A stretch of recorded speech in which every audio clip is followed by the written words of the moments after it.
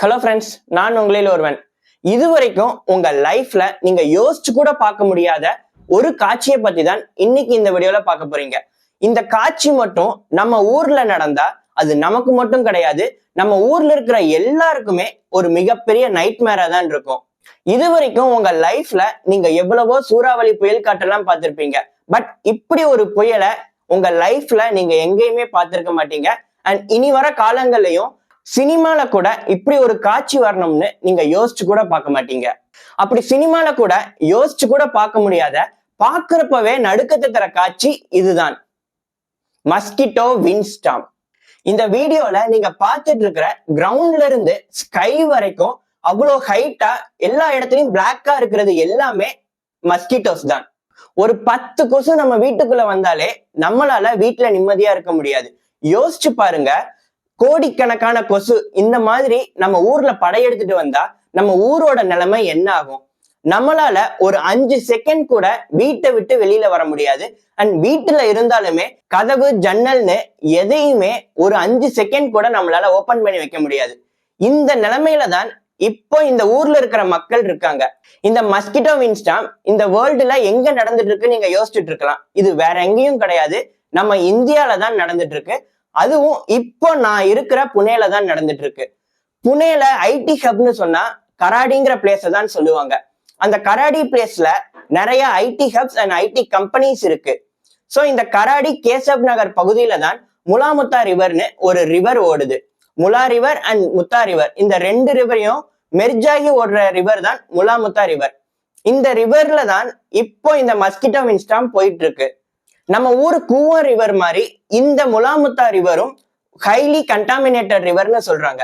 So இந்த ரிவர்ல water pollution level already very ஹைல இருக்கு.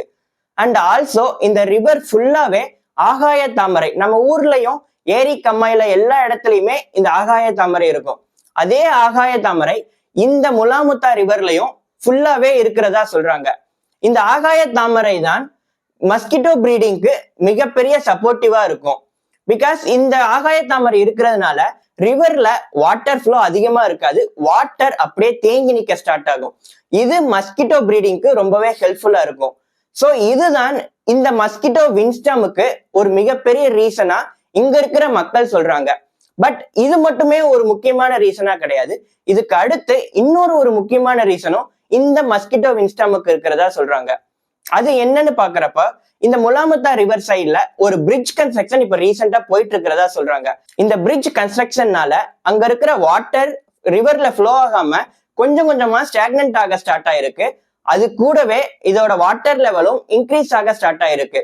ஸோ இந்த ரிவர்ல வாட்டர் லெவல் இன்க்ரீஸ் ஆகி வாட்டர் எல்லாமே ஸ்டாக்னண்டா இருக்கிறதுனால மஸ்கிட்டோஸ் பிரீடிங்க்கு இந்த ரிவர் இப்போ ரொம்பவே சப்போர்ட்டிவா இருக்கிறதா சொல்றாங்க.